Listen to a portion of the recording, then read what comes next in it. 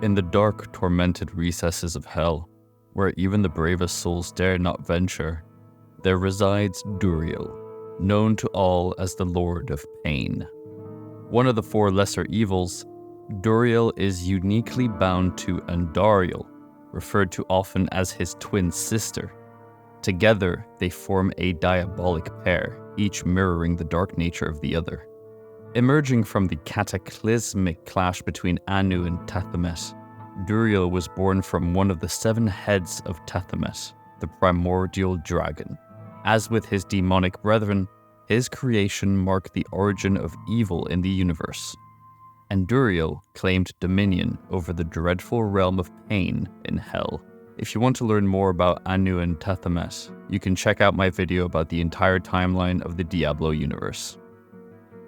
In this accursed realm, Duriel revels in the infliction of torment. Strikingly, his desire to inflict pain is not about punishment or retribution. Rather, it's the sheer agony, the raw screams that Duriel finds intoxicating. The pain he inflicts is a form of art to him, a symphony of suffering that he conducts with the precision of a master. When devoid of external victims, Duriel turns the instruments of torment upon himself, seemingly nourished by his own anguish. Duriel's form is as disturbing as the torment he so cherishes. Descriptions and depictions often liken him to a grotesque, maggot-like aberration, a sight so horrifying that it alone is a form of psychological torture. His dominion, the realm of pain, is a nightmarish landscape, chronicled in ancient artworks, possibly due to its grim resemblance to the torture chambers of human design.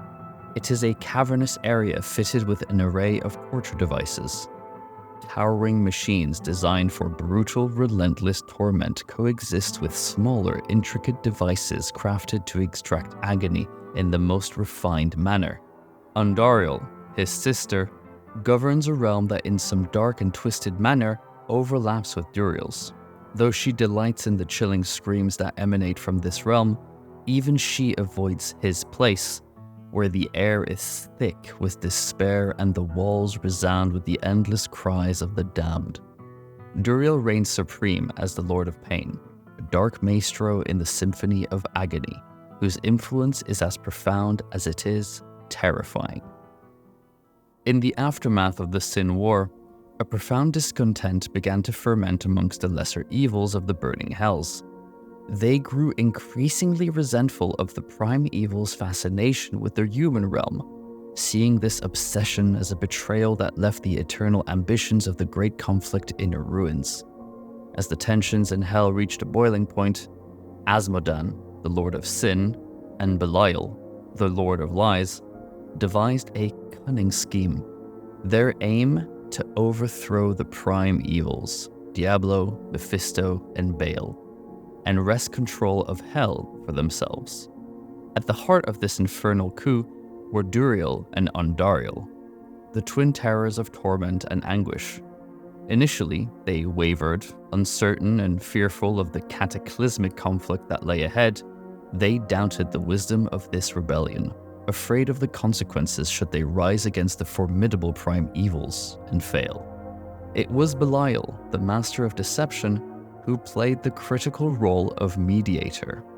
With cunning words and promises of a hell reshaped under their rule, he convinced Duriel and Andariel to stay committed to their dark pact.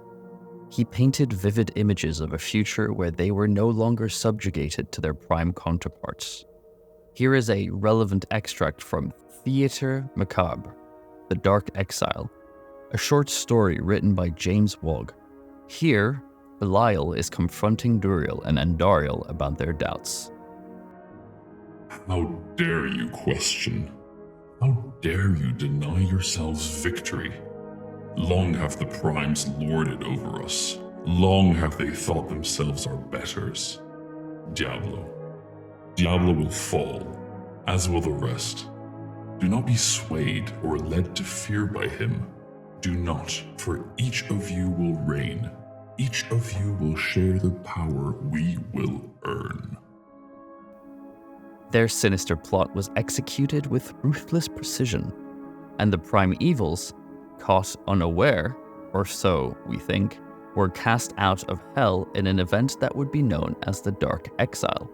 In this moment, as the dust settled, Duriel experienced a profound and perverse pleasure. She reveled in the misery of Diablo, her once superior, as he was humiliated and banished. In her eyes, his fall was a grotesque spectacle, a satisfaction unlike any she had known before.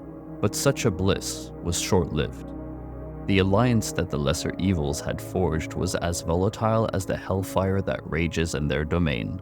With the prime evils expelled, Asmodan and Belial turned on each other, their eyes set greedily on the vacant throne of hell. The ensuing clash tore the fragile alliance asunder, leaving hell in a state of chaos and betrayal, with each of the lesser evils now plotting their own dark path to supremacy. Nearly 300 years have passed since the Dark Exile, a somber period marked by strife and manipulation within the burning hells. As this dark epoch unfolds, Diablo, Lord of Terror, makes his escape from the cold and confining depths beneath the Tristram Cathedral in Diablo 1. His path is set. He moves steadily east with a singular purpose: to reunite with his brothers, Mephisto and Baal. Recognizing a change in the wind, Duriel and Duriel, the twin terrors, conclude a bitter truth. The prime evils, despite their past follies, are destined to reclaim their dark throne in hell. To align themselves favorably in this inevitable future, they resolve to protect Diablo's human host, the Dark Wanderer. In this twisted play of power and survival, loyalty becomes a strategy. As the journey of Diablo continues, he reaches the desolate tomb of Tal Rasha to free his brother Baal, who has suffered long years of imprisonment. But freedom for one often entails bondage for another.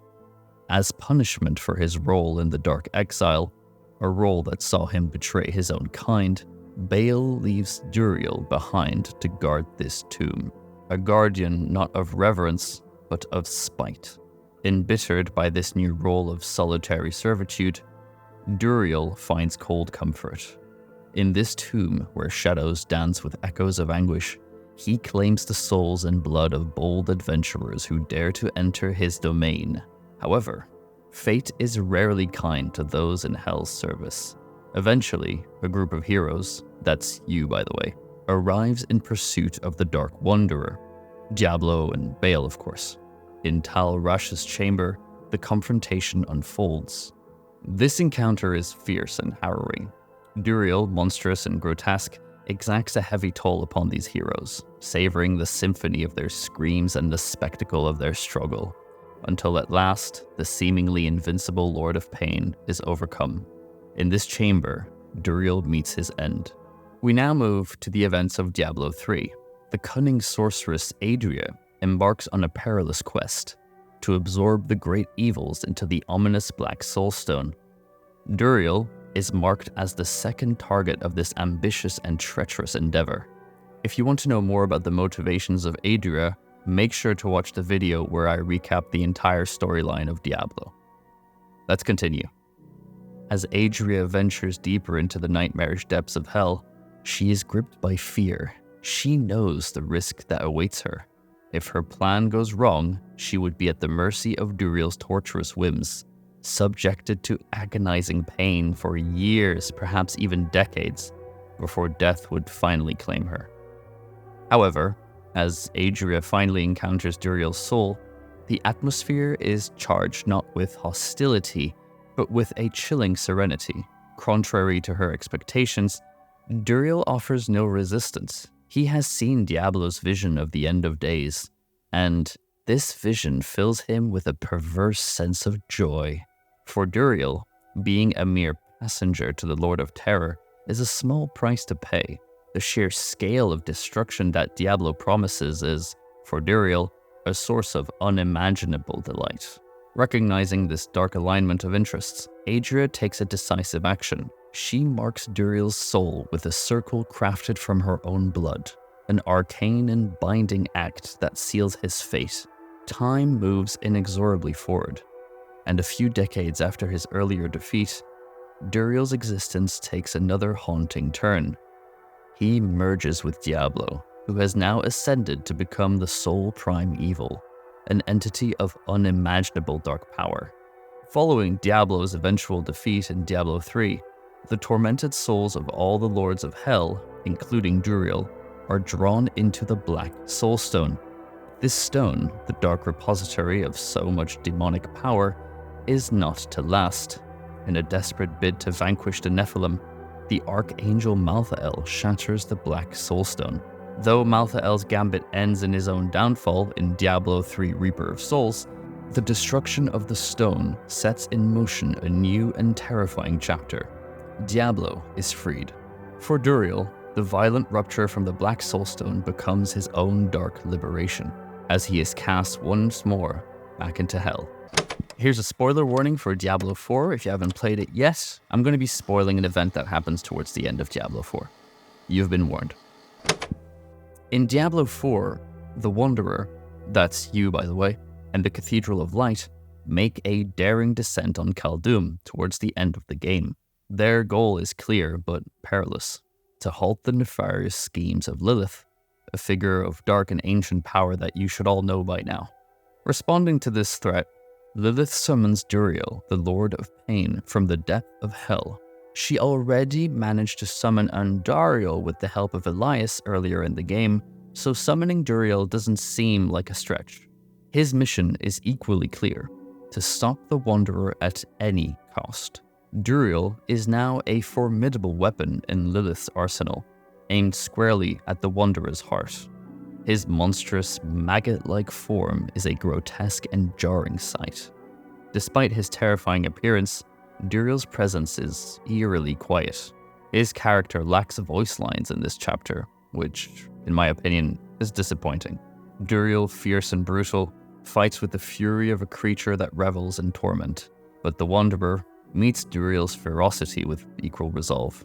In the end, despite Duriel's fierce resistance and the raw power he wields, the Wanderer emerges victorious.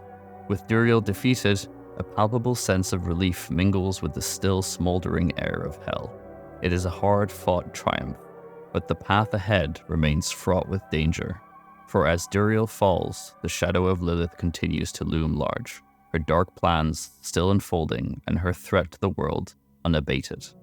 And with that, Duriel is once again banished to the depth of hell, probably bound to return once more.